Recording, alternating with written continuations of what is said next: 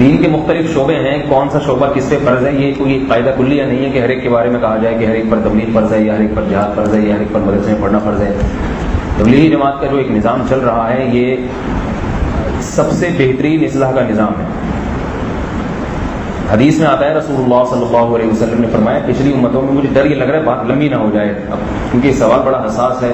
تبلیغ کے بارے میں بہت لوگ سوالات پوچھتے رہتے ہیں، کچھ ادھر کو مبالغہ کرتے ہیں، کچھ دوسری طرف مبالغہ کرتے ہیں، اس لیے اس بارے میں جلدی اس سوال کا میں جواب دوں دلیل کے ساتھ۔ صحیح بخاری کی حدیث ہے کہ پچھلی امتوں میں ایک شخص تھا جس نے 99 انسانوں کو قتل کیا، مشہور حدیث ہے۔ کسی راہب کے پاس گیا، میں نے 99 انسانوں کو قتل کیا، میرے لیے توبہ ہے۔ اس راہب نے کہا 99 تو 2-4 ہوتے تو کوئی بات نہیں، 99 کی نہیں ہو سکتی توبہ قبول۔ تو حدیث میں آتا ہے اس نے کہا جب توبہ قبول ہونی نہیں ہے تو سینچری پوری کر کے جاؤں میں، 99 کا تو کوئی حساب ہی نہیں بنتا، ٹھیک ہے، جانا تو جہنم نہیں ہے تو سینچری تو کرو۔ تو وہ شخص اٹھا، اس نے اس راہب کو بھی قتل کر دیا۔ پھر اس نے لوگوں سے پوچھا بھائی کوئی توبہ قبول ہو سکتی ہے؟ تو پھر لوگوں نے بتایا فضل علی رجل عالم۔ یہ حدیث بڑی شاندار ہے، اس میں بڑی حکمت کے نایاب ہوتی ہیں، بہت اسباق ہیں اس میں۔ میں بس کوشش کر رہا ہوں جلدی یہ اس کا جو موضوع سے متعلق پہلو ہے بس اس کو ہائی لائٹ کروں میں۔ تو وہ جو تھے نا، کسی فضل علی رجل عالم، لوگوں نے پھر کسی عالم کا پتہ بتایا، تو فلاں مولوی صاحب نے کسی جا دی۔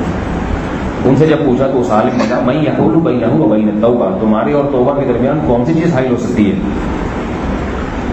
یقیناً توبہ قبول ہوگی، لیکن انطلق الی ارض کذا وکذا فإن بها اناسا یعبدون اللہ فاعبد اللہ معهم، فلاں فلاں جگہ چلے جاؤ، اپنے اس علاقے کو چھوڑ دو، اس لیے کہ وہاں اللہ والے رہتے ہیں، ان میں رہو۔ ولا ترجع الی ارضک فإنها ارض سوء، واپس ادھر نہیں آنا، یہ برے لوگوں کی زمین ہے۔ کیا مطلب؟ خلاصہ کیا نکلا؟ ان عالم نے ماحول بدلنے کا حکم دیا۔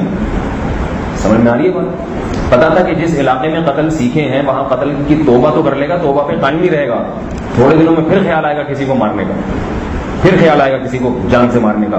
علاقہ چھوڑو، کن لوگوں کے ساتھ رہو جو یہ کام نہیں کرتے۔ تو بات یہ ہے کہ اب جب کوئی شخص توبہ کرتا ہے یا توبہ کرنا چاہتا ہے تو اس کو بھی علاقہ چھوڑنا پڑے گا۔ جس علاقے میں گناہ سیکھے ہیں وہاں اگر توبہ کرے گا تو غالب گمان یہ ہے کہ توبہ پہ قائم نہیں رہے گا۔ ایک آدمی کو سینما گھر میں فلم دیکھنے کی عادت ہے، روزانہ صبح شام وہیں سے گزرتا ہے، توبہ کر لی اس نے، لیکن گزرگاہ اس کی وہی ہے، روزانہ جاتا ہے وہ سینما گھر کے قریب سے، بڑے بڑے پوسٹر لگے ہوئے ہیں، کوئی نئی فلم آ گئی، بار بار دل چاہے گا یار ٹرائی تو کر کے دیکھو، یہ والی تو میں نے کبھی دیکھی نہیں، اس اسٹائل کی فلمیں تو ہمارے زمانے میں بنائی نہیں کرتی تھی۔ تو 1 دن 2 دن 3 دن 4 دن بالآخر ایک دن توبہ توڑ کے چلا جائے گا، اس امید پہ کہ جہاں پہلی ہزاروں فلموں کی توبہ قبول ہو گئی تھی تو یہ والی بھی ہو جائے گی۔ تو توبہ کی امید پہ توبہ کو توڑے گا۔ یہ شیطان کا بہت بڑا حربہ ہوتا ہے کہ وہ توبہ کی امید پہ گناہ کرواتا ہے اور پھر اسی امید پہ کرواتا رہتا ہے بار بار۔ تو اس لیے کوئی قاعدہ کلیہ نہیں ہے، عادت اللہ یہی ہے کہ انسان اس ماحول میں دوبارہ قائم رہنا اس کے لیے مشکل، تو اب اس کے لیے کہ ہجرت کرے۔ اب آپ بتائیے کوئی آپ لوگ یہاں اعتکاف میں آ گئے، اسی نیت سے آئے ہوں گے اصلاح ہو جائے، تو پورے ساتھ تو اعتکاف نہیں ہوتا ہے، بلکہ عید کی چاند رات کو اگر آپ ٹھہریں گے تو پوچھا جائے گا آپ سے خیریت کیا پروگرام ہے بھائی آپ کا، کیوں نہیں جا رہے آپ اپنے گھر۔ تو ماحول بدلنے کے لیے کوئی ملک نہیں ہے جہاں آپ جا کے پڑ جائیں، کوئی ملک نہیں ہے کہ آپ کسی ملک ہجرت کر کے کہ وہاں اسلامی حکومت ہے، سارے نیک پرہیزگار لوگ رہتے ہیں اور فاعبد اللہ معهم، وہاں جا کے اللہ کی عبادت کروں گا میں، کہیں نہیں۔ ایک افغانستان ہے لیکن وہاں گئے تو ان پرزوں کے ساتھ واپس نہیں آئیں گے، وہاں مجاہدہ تھوڑا زیادہ ہو جاتا ہے۔